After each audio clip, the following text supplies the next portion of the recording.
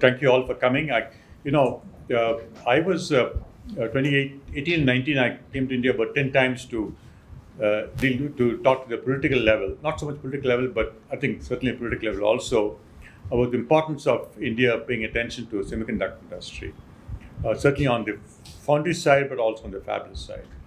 And so I had a more grander vision of what India should do.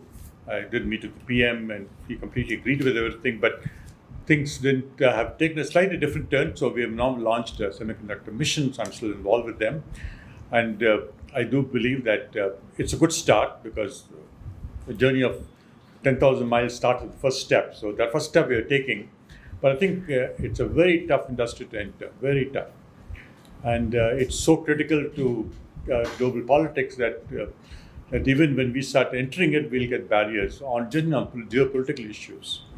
So it's not for faint-hearted. So my role is, my thinking is yet to sort of ramp up the effort in Delhi. But my reason for being here today was to again sort of talk about my views, so get others in India to sort of, push with the government to do, to push more effort into this, make sure we succeed. And I think there's no question that we have the talent in our country to do it. But it does need, there's one industry where government has to come in, because it's too expensive. It needs a lot of other issues. It needs law, it needs taxation, it needs so many other incentives to make it happen. China, despite they did a huge job of orchestrating things, but even then they're not quite there. And I know they're fit in China, so we need to get somewhere near what they've done to start competing with them. So the purpose here is to try and talk a little bit about my views and get all of you to support an effort to, and I think there's a lot of political will to do things in India, in Delhi today. But nevertheless, the government, at political level, of course, they don't know the industry. And at the bureaucrat level also, they don't know the industry. So we have to get the people who have worked in industry over many years to help with the government. And that has always been my single thing, use people from industry. Certainly in the fab, there's nobody in this country. You have to bring them from outside. In fabless, we do have a lot of MNC, huge amount of MNC operations here, but they cannot really, in my opinion, work with the government because it's competitive to them. Because they're trying to build an industry in the country, when they compete against them, they can't do it. So they can't do it even, morally. So we'll have to find ways of getting help from people who understand the fabless industry to come in and work with them. So with that, let me start. So most of you know the origins. I actually landed up in Stanford in 1991, very late in my life. But somehow I got to know a lot of these people, and so I still sort of know, work with some of them. But it all started with the three famous names, Shockley, Bardeen, and Brittain. Shockley, the guy is sitting down. So he's always a bit of a character. He actually that was his sister. He actually was not the real person behind it. It was Bardeen and shit. But he always wanted to take the credit. So in that famous picture, he's sitting down, running it.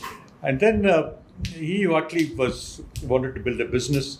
So he decided to move to Silicon. Those days, it is just Bay Area. There was no technology there. There was a little bit of military stuff going on in Bay Area. But he always wanted to be a prof at Stanford. So he was trying to become a prof at Stanford. I think we didn't, there were some issues or concerns about him, so we wouldn't give him an appointment. So he decided to come there and he opened a lab called Shockley Labs. And then he hired a bunch of people called the famous Traitors 7 people, but 3 of them so they were with him, but he was a terrible manager. And in fact, during the time he got the Nobel Prize. And then they quit and went to Fairchild. Fairchild was nothing to do with technology, but somehow they were prepared to invest in them. So Fairchild gave them some money, they started Fairchild Semiconductors. All those buildings are still there, they have preserved them.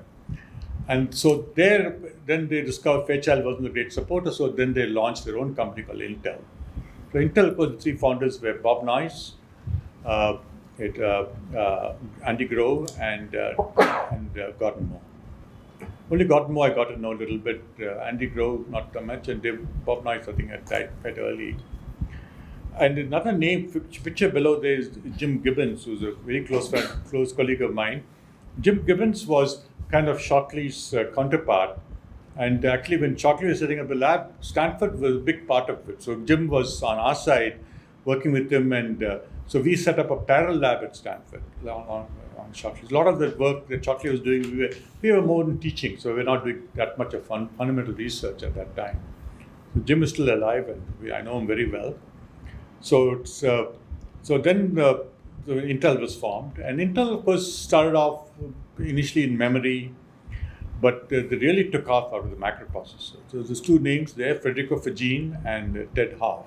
Both of them, Fagin and I we still talk to each other almost every few days because we're on some committees together. And Ted Hoff was the architecture person, and Federico was the tape out guy. And so they built the first microprocessor, 40004. And there are a lot of stories about it. It's actually done for the Japanese, Japanese Musicom. So anyway, so that launched, that really exploded semiconductors, and afterwards Silicon Valley was born really because of that. There were other companies around that time, but it really happened after that. And today, it sort of rules the world. And I must say that Federico and Ted are still fairly involved with things. I think Andy Grove passed away. Yes, that's right. Gottenmore probably really old, I think. I don't see him anymore. Jim Gibbons is about 85. He still comes to office. So, but these are all the pioneers. Okay, so it is absolutely the key enabler today. I mean, military, economic, geopolitical power is built on foundation semiconductor chips. If we don't have this, we are really nobody in the world. We can shout on top of the trees, and nobody will listen to us. This is core technology. And it's really become really, really important the last 10, 15 years. And of course, it's going to get even more important.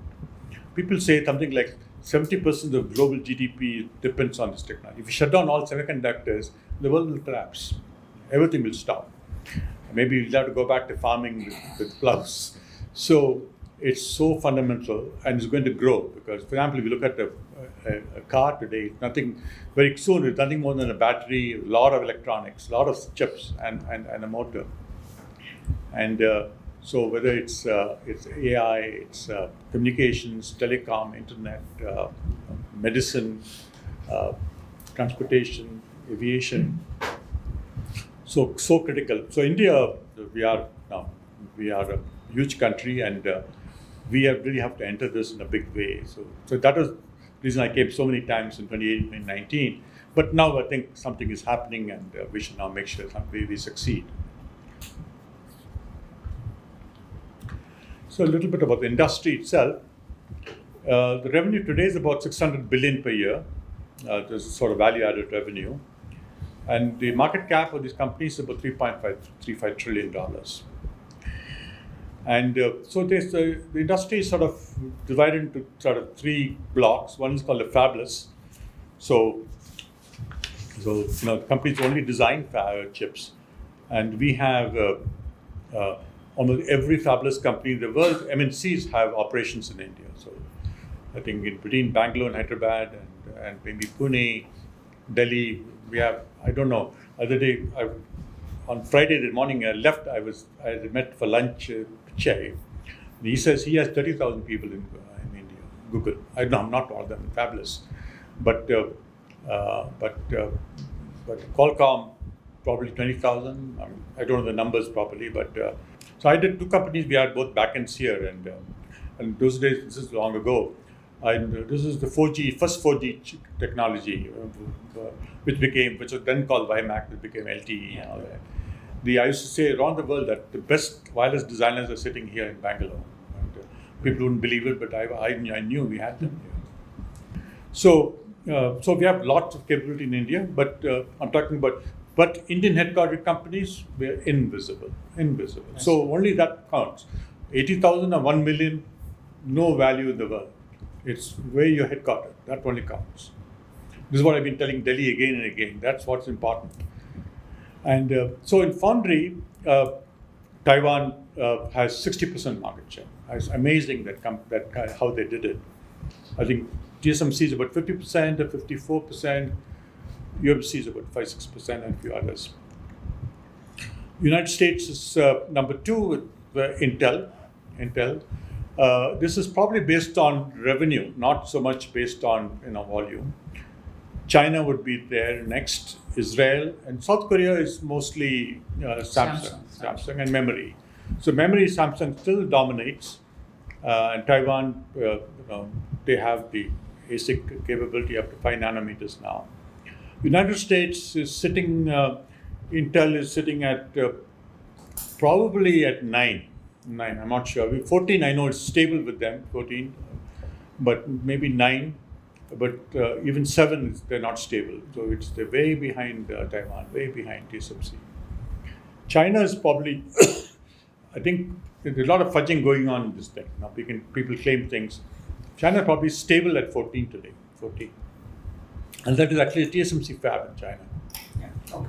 TSMC has 2 or 3 fabs in China. China has 45 fabs, but mostly SMIC and all those, they're internal fabs. But TSMC has fabs there also. And so China would have, by volume, will be there. Then Israel is Tawajjah, is a small affair. I think Intel is buying that. Correct. South Korea, it's mainly Samsung. So IDM, which is where you design and manufacture, that is the original model for semiconductors. That is Intel, the original Intel model. The top dog there is Intel, so the United States. So they have Intel's revenue is still very large. South Korea will be next IDM. That is Samsung. Japan is a little bit, and European Union must be Infineon. ST And Taiwan is MediaTek. No, Taiwan is it's not TSMC. They are pure play. Somebody else, some IDM is going on there. Fabless, United States dominates. Japan, they still have Japan has Renaissance. Renaissance. Yeah, they are 16 billion company. Yeah, Revenue is quite big. There are a lot of Indians on senior positions in Renaissance. Fabless, United States. I mean, we completely dominate. 60% to your global is Qualcomm, Apple. Qualcomm, NVIDIA now the real giant. Qualcomm, Broadcom. Taiwan would come in less next. I wouldn't say they come. They only have MediaTek really, and that's not number 2. So I would say put them lower down. That's wrong.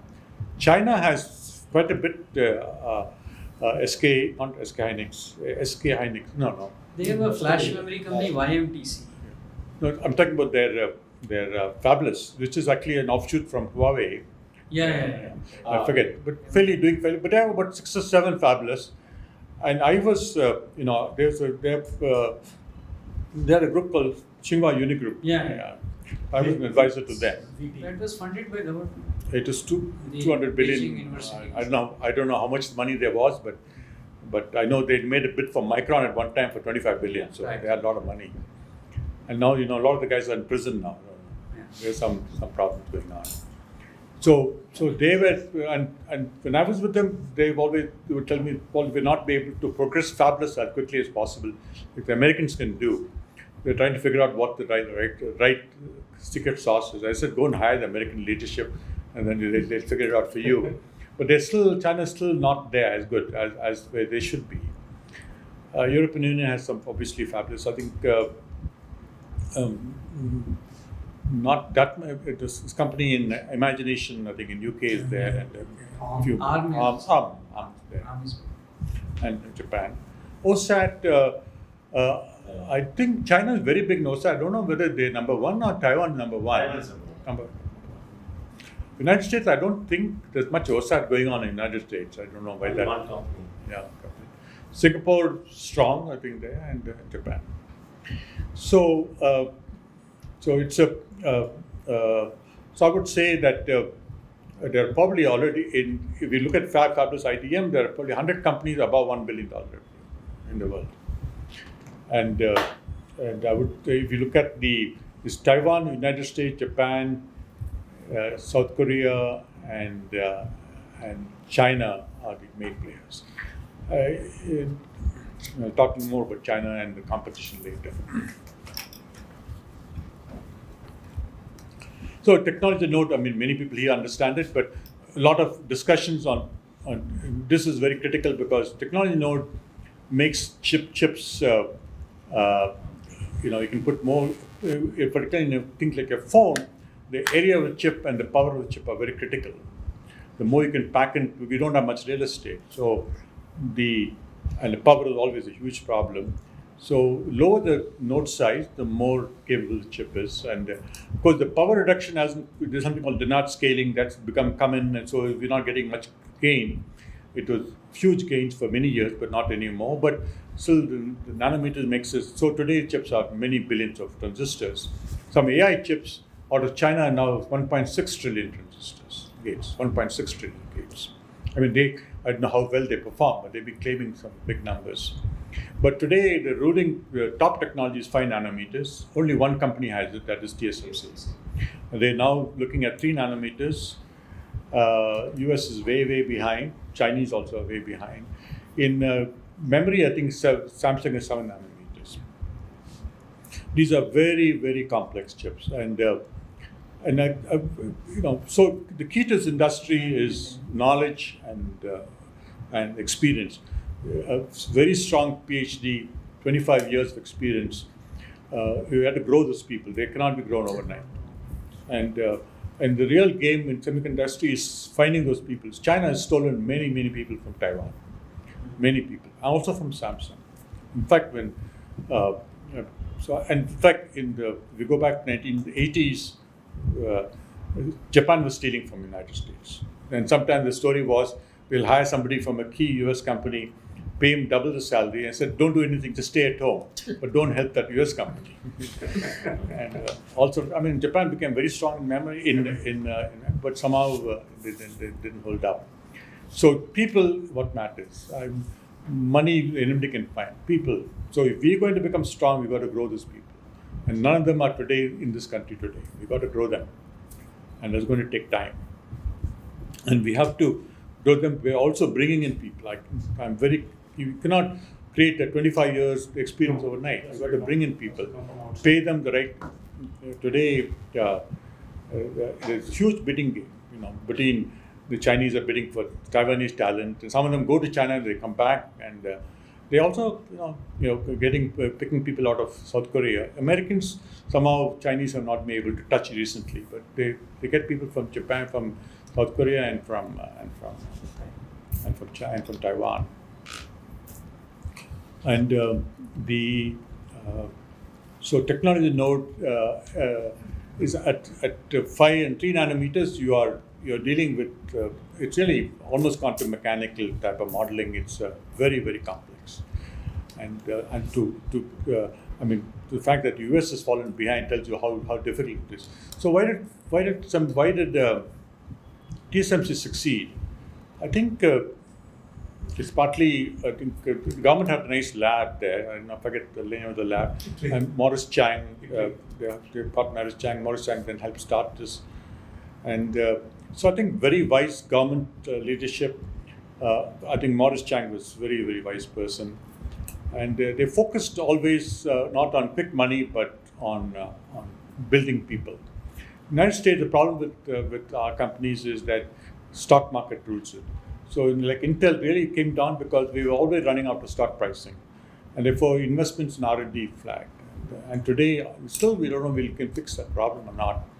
So Taiwan has done well. So it's a little bit about the value of semiconductors. We look at iPhones, it's $600 ASP. $300 goes to Apple for their R&D, their ops, their operations and profit and all that. So $300 they give to some outsourced guy like Foxconn to build a phone. So if you look at the numbers may be wrong up a little bit, but typically semiconductors 76% of that phone. Display is about 12%, other meaning batteries, some other things, and labor is only 3%. Labor is about 3%, maybe a little bit more, 3.5%. So Foxconn only makes 3%.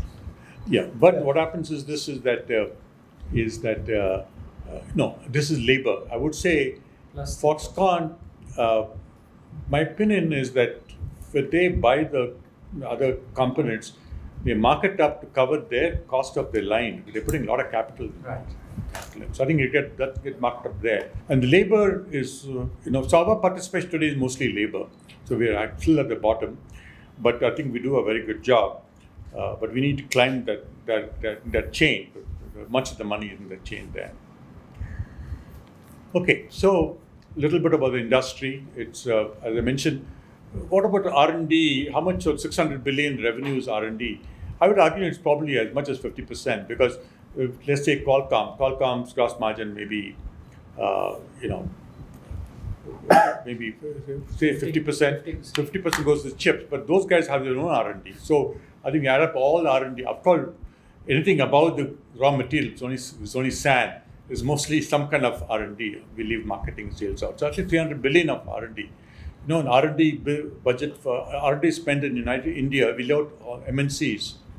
India is only 14 billion altogether, a country spent. So it's just a massive behemoth. And the question is, what about the investments in next 10 years? All kind of numbers. If we count the numbers that everybody claims they're going to put, Micron says 250 billion on that. It goes to $3 trillion. It's not going to happen. I think it'll be probably 1.5 trillion. Real numbers, 1.5 trillion or so. So 5 nanometer fab today is about $20 billion. I don't know, but 3 nanometer, 5 nanometers. So it's become fabs where, at one time they're $100 million 30 years ago. It's really gone up a lot. So no country is self-reliant. So this is also important. We talk about Atman Bharat. It's all good, but if you look at just a guy who makes a chip, even at a fabless level, you're dealing with so many other companies, the EDA companies, and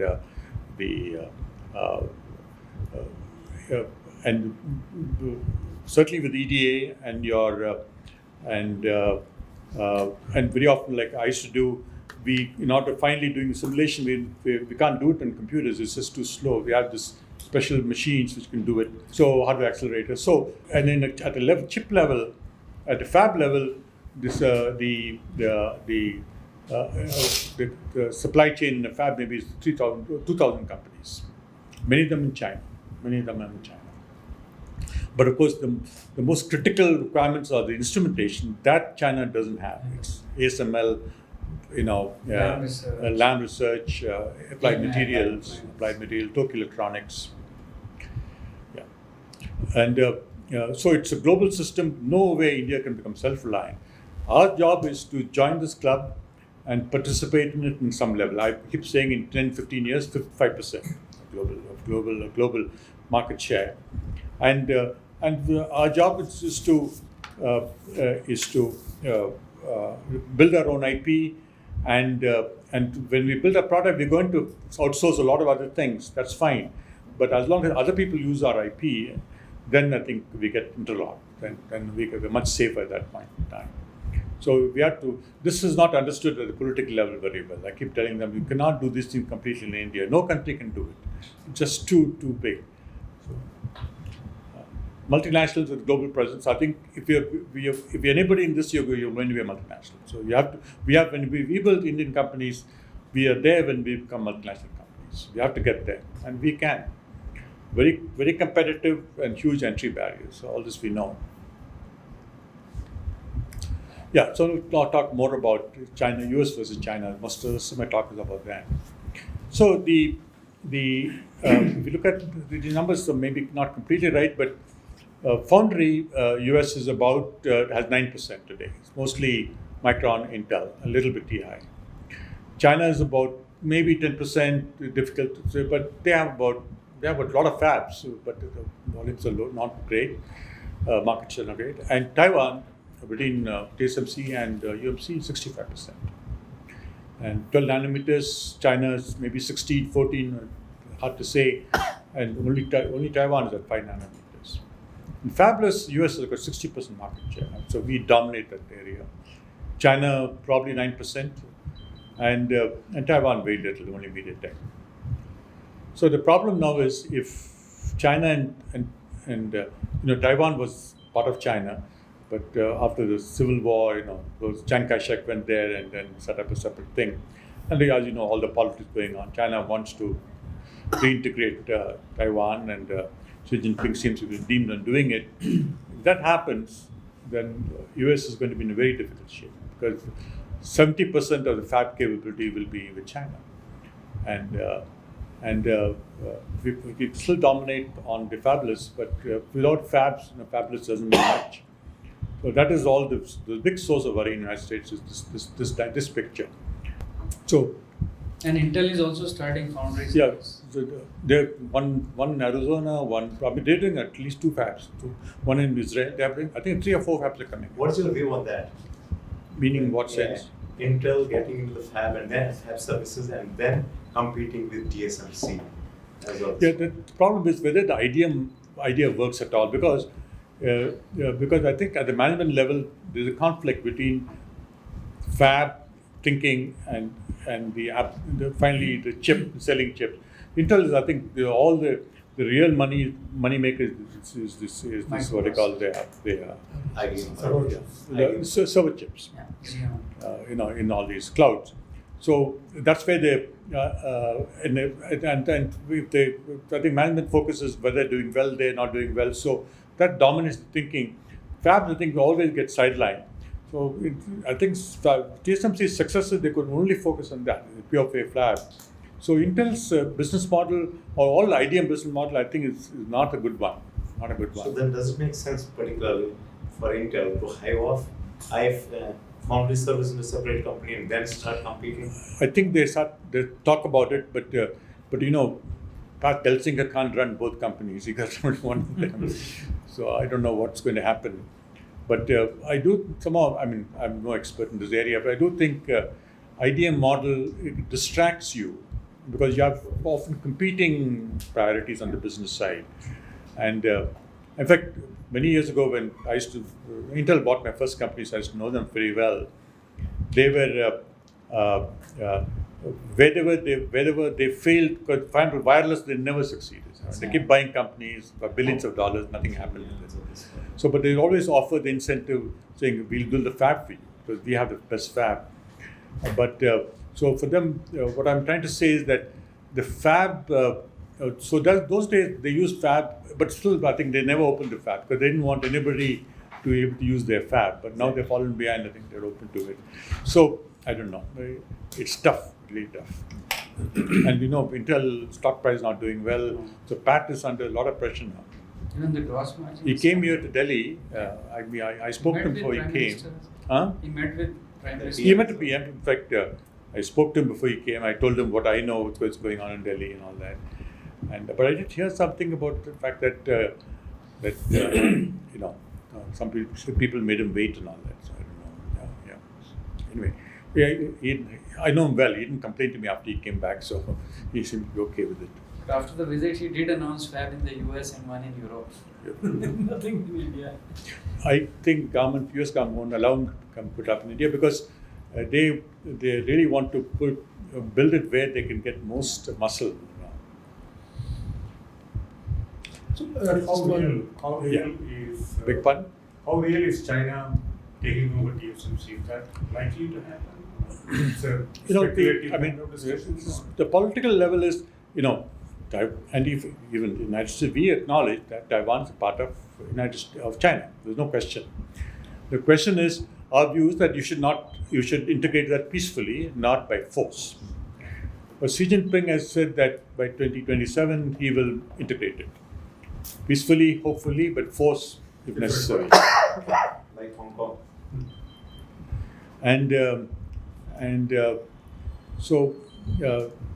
But I got a feeling that it's not Xi Jinping, the entire Chinese people feel that Taiwan should be a part of them. It's kind of, it's a bit like saying Goa was still remaining with the Portuguese, now we will be making a lot of noise. So that's what's going on. So we're heading for a disaster, in my opinion, because there's going to be a war. And a war will be probably a nuclear war, and then I know anybody will survive. But if you look at the talk in Washington, it's terribly, it's very, very dangerous in my opinion. I mean, same with the Chinese.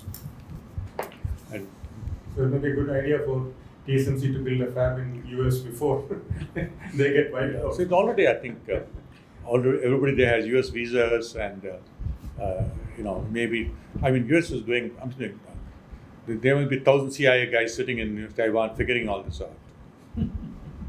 Sure.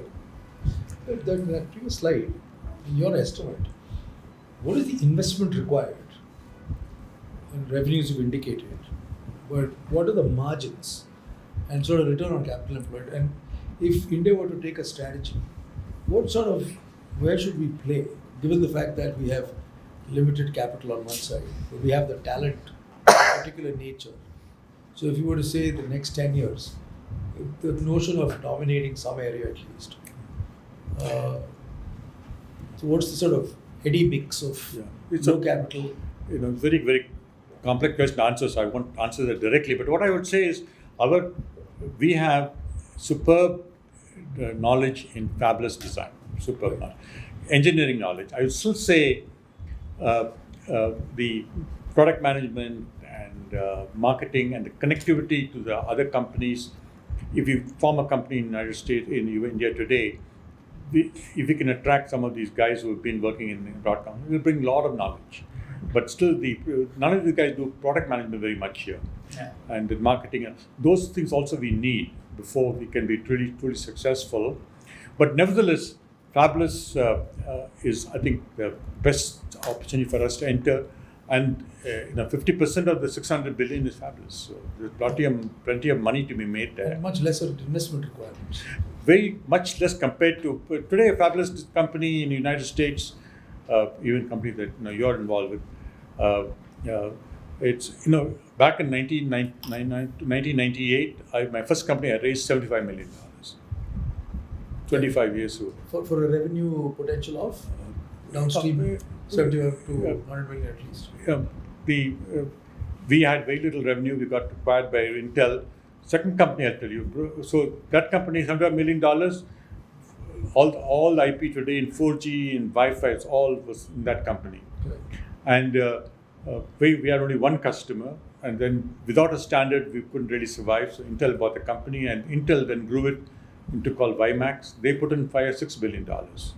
Not so much. They put $1 billion into technology. They couldn't make anything work still.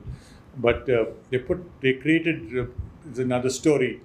Those days, phones only had tiny screens, 2002. Right.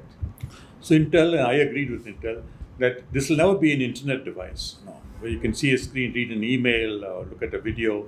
So they were thinking of making some kind of device which 4 by 6 inches, which will be internet device, and it would, of course, putting the Intel chip called Atom into it. That was their chip. Yeah, low power chip, and it would connect on WiMAX, and WiMAX needed 10 megahertz, 15 megahertz. All the voice guys were sitting with, what was GSM, 200 kilohertz channelization. 3G was 1.25, later on 3.5 megahertz. So WiMAX allocated much broader things. So they thought the voice carriers will remain in telephony. A new brand of carriers will be formed for broadband. So they funded SoftBank, many companies, including in the United States, not Sprint, Clearwire, with many billions to buy spectrum and deploy WiMAX. So they put a lot of money into it. But come back to the question. Second question, the company Bisim, I raised $105 million. We reached $100 million revenue, and Broadcom bought us. So, but again, the question is, at that time... Bisim was very well known. Bisim was Bisim, very well known. That was only doing 4G, not so much IP, it was more execution play. IP was really in iOS band. And Broadcom then spent another $4 billion. We bought a bunch of Renaissance assets, and we had about 2,000 people around things. And we're trying to build a 4G chip for 4G LTE. We had to get either Apple or Samsung. Only those two guys. Those days, Xiaomi and all that were not there. We couldn't get both of them because Intel was trying to drop it. They're shipping chips at zero prices. They're shipping dollars with their chips.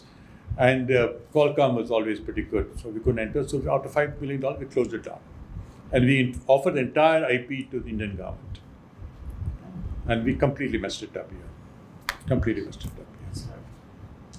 Anyway, If you were to put your dollars, you would say $10 million on Fabless for generating in an Fab, ongoing revenue in of... Fab, you can only build a garage with $10 million. No. don't So have- leave the Fab out. So what should do in Fabulous? like next week? What would you actually Yeah, ask I the would. government? This is what we are. I must understand. If you're first of all, even if anybody who raises $100 million in the United States, so they're going to do much of the work in India. Correct. So the cost structure already includes India in a very big way.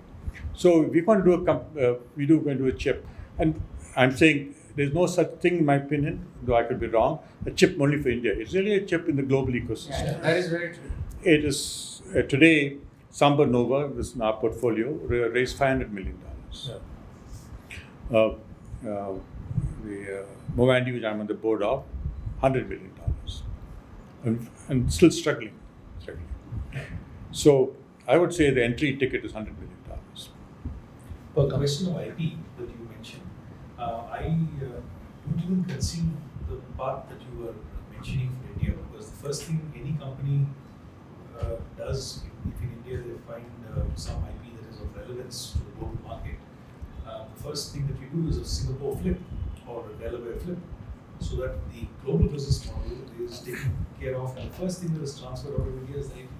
Right. So that is a huge issue, and that is, if you say we want to build Indian headquartered companies, I think most companies will flip because of taxation issues or whatever reasons issues. So we got to fix that problem. Otherwise, what will happen is, it doesn't solve what I think is the fundamental problem for India strategically, and that is having Indian headquartered companies. And I believe that part of the problem is there's some tax law issues about it, which I don't understand, but the government really should understand this, because this is what I keep hearing, that people are, even the start year they'll try and flip to Delaware.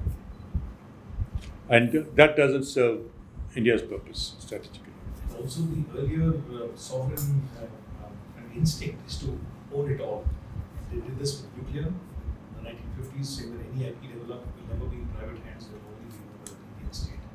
They tried it in space, it's gone horribly wrong.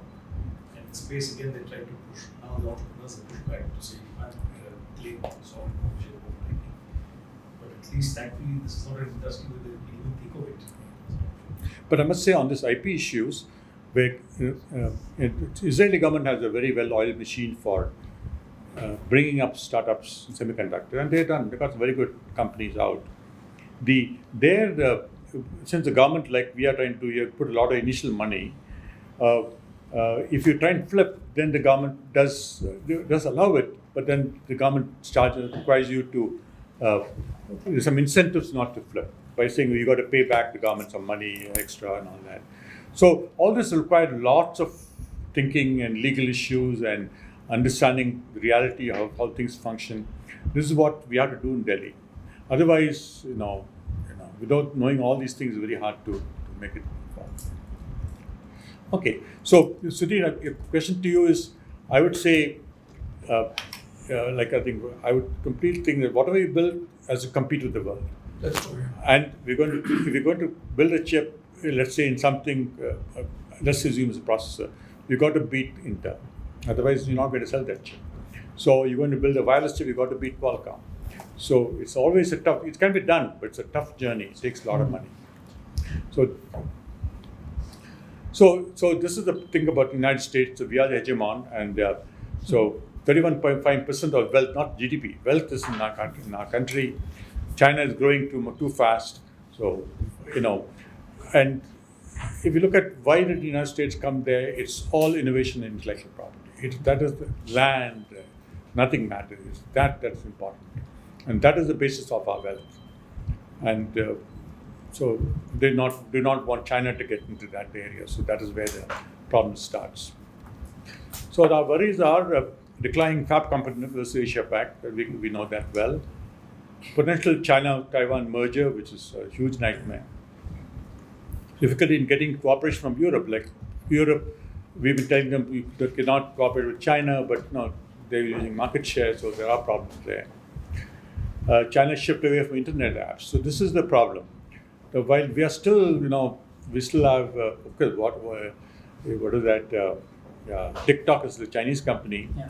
But all these media companies like Facebook and China just shut them down. They said they're all just fluff. They don't really care about that. EduTech, even FinTech, they don't have all that. Alibaba, I think they have tried to put So it China in. is saying only quantum, semiconductors, AI, brain sciences, propulsion, fusion. This is really a nightmare for the United States because we are not investing All in the those. deep tech. No, yeah, exactly. Very, very deep all tech. the big investments in China has gone to deep tech. Deep only. tech. And United States, what happened, so market driven that there is no private money for all this. There's something going on with the government, but so that is the real source of worry. Those guys are going into the deep areas and we are not doing it. And we still have tremendous, look at Google and look at what we're doing. But China is moving in a direction that is very uncomfortable to the United States. So that is where the last bullet is where the big worry is. Of course, China can put money, they may not succeed, but they are putting money into it. So US responds to a whole lot of things. One is called CFIUS, all of you know about that. We can't, Chinese companies can't invest in US companies. So there's lots of things, and all the venture capital guys have to clean up their portfolio. There's also foreign investment risk issues. Then the CHIPS Act that came out, I think in June this year, or I'm not sure when it came out. About $76 billion, I think it's actually lower in my opinion, 45 billion 52 or so, yeah. in support of US fabrication of semiconductors. A lot of it is actually for training, but some of it is for fabs. But my worry is whether the money for fabs will go and will do stock repurchase or it will go into fabs. I don't know. So, and 45 billion for America's supply chain. Sanctions on semiconductor sectors, the new sector, this is only 1 month old. Logic chips below something. So US companies cannot sell that technology to China.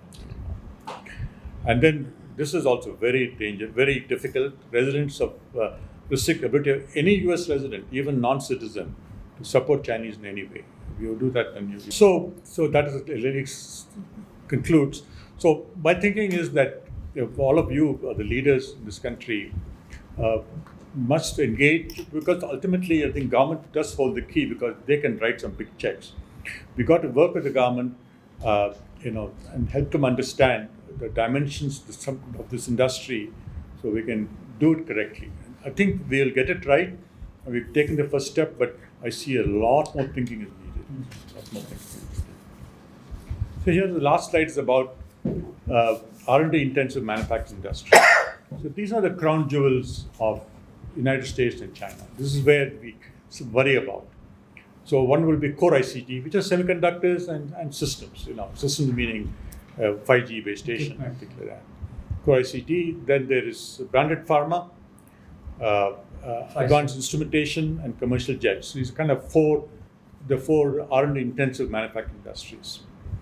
And because core ICT contains a lot of semiconductors in it, a little bit of other things, but semi is really the core. US is about 30%, China is about 12%, ROW 38%. I think we have to bring in Japan and South Korea and others into it. And Indian headquartered companies were not visible. Branded pharma, I think US is dominant, China is coming up.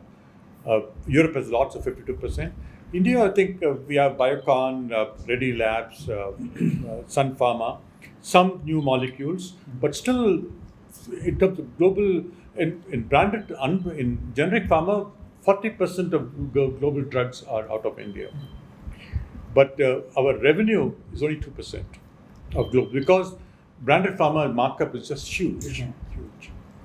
And so we are doing, that's one area we're doing well. In fact, the pharma industry has been an industry that we should find out how they succeeded and follow that ourselves. I think they've done a much better job.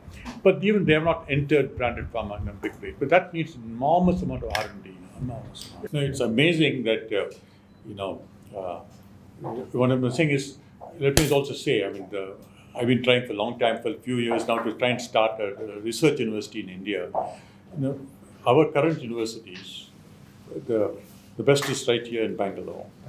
Nice. The global ranking is very, very low, 270, just invisible. So the question is, when it comes to fundamental ideas, India has not contributed anything so far. And that is the only source of really, you want to build something, you got to start with that. It will take some time.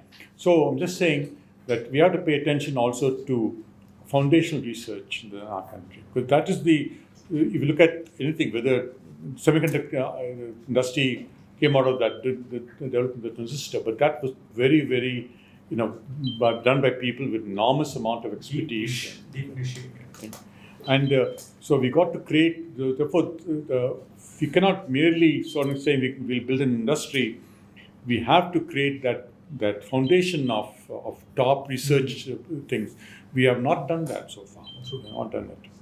So, but what's amazing is that today I went to a company also. Amazing is once the general structure is there, we can do miracles with it. Now we know how to use these tools. Even like MIMO, FAMPL, OFDM, tremendous amount of mathematics. The invention of MIMO and OFDM is all, only America could do it. But once that is done, it's generally known, converting that into products, India can do beautifully. But we have to, we're a big country, we've got to go back to foundation. We've got to build that.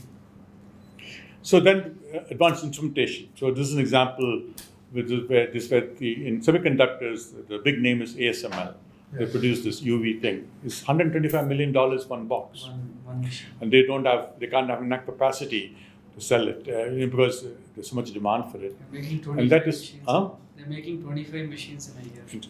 And the thing is, there's enormous amount of optics, and they depend on Zeiss, and it's the Europeans have everything is very, very deep, very deep. It's not something that even Americans can't do it. So instrumentation is another area that India again, we have no show as yet. Last week, State Bank of India came and asked, what is this 1,000 crore equipment that you need for manufacturing semiconductor? They were pulling their hair. And then, of course, commercial jets. That we have to enter also, because commercial jets is the epitome of that kind of technology, jet engines, So again, finally the Chinese are kind of breaking into it. But it's taken a long time. They're still not quite there. But the Europeans and the Americans are very good at it.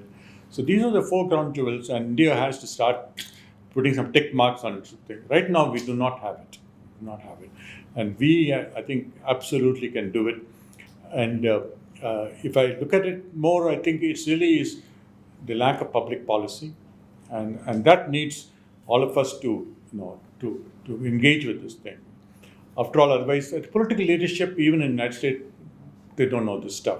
But the US has this layer of people in think tanks, in universities, who are heavily engaged with this, and then they're able to influence public policy. China having 25% in advanced instrumentation, was it driven by government or government invested? Do you know how that? In what area? The advanced instrumentation having 25%. Yes. So China's government has been fabs. I think they have put in last 10 years about $80 billion, and certainly they have funded Huawei and ZTE, and those days the WTO was kind of a real thing, and Americans used to object, but today nobody listens to it. And so China government has put a lot of money into it.